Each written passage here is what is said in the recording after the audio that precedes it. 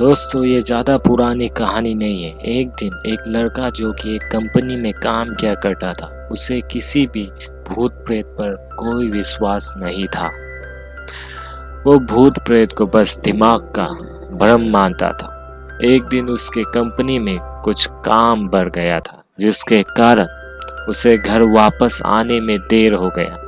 वो अपने ऑफिस से देर रात को निकला। वो अपने बाइक से था। कुछ दूर चलने के बाद उसका बाइक खराब हो गया। अब वो अपने बाइक को पैदल ही लेकर चल दिया। कुछ देर के बाद उसे एक बस स्टॉप दिखा। वो कुछ देर वहां रुक गया। तभी उसी समय एक साधु आकर बैठ गया। साधु अपने पास एक बीड़ी रखा हुआ था। वो अजीब तरीके से उसे पी रहा था। उस लड़के की एक आदत थी कि वो किसी से भी बात करना शुरू कर देता था। वो इस साधु से भी बात करने लगा। बात ही बात में इस लड़के ने कहा, बाबा, मैं किसी भी भूत प्रेत को नहीं मानता हूँ, बस सब झूठ बातें हैं। साधु ने कहा, तुम भले ही भूत प्रेत को मानो या ना मानो, लेकिन फिर ये मत कहना कि भूत होते ही नहीं। भूत कुछ होते नहीं, बिल्कुल इस तरीका का जवाब मत देना। इस पर उस लड़के को थोड़ी सी हंसी आ गई। उसने कहा, भूत होते हैं तो क्यों हमें नहीं दिखते हैं? क्या आप मुझे अभी कोई भूत दिखा सकते हैं?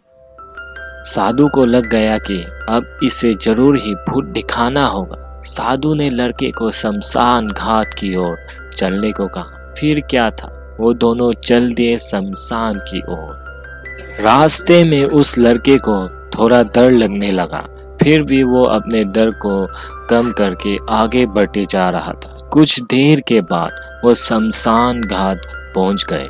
शमशान घाट में अभी कुछ लाशें जल रही थी। साधु ने उसको एक ऐसे स्थान पर बैठाया जहां कुछ समय पहले ही लाश जली थी।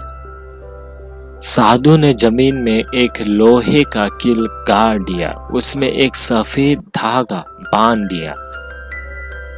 इस धागे का अंतिम छोर उस लड़के को पकड़ने को कहा।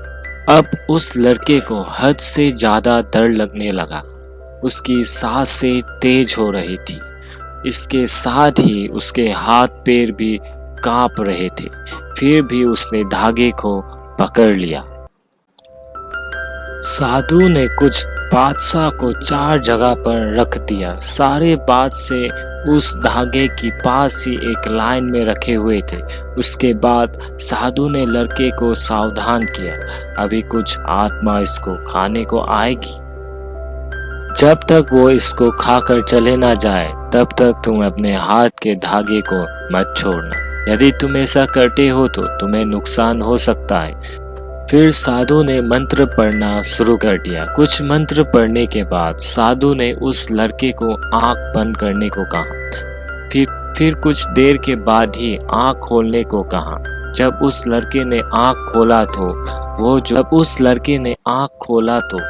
जो देख रहा था उसे उसके ऊपर विश्वास ही नहीं हो रहा था। वास्तव में वहाँ 4 आत्मा थी जो कि बादशाह को खा रही थी। लेकिन जब उसने यह देखा कि उसके पड़ोस में रहने वाले व्यक्ति की आत्मा भी वहाँ है, जो कि कुछ दिन पहले ही मर गए थे, तो उसके हाथ से धागा छूट गया।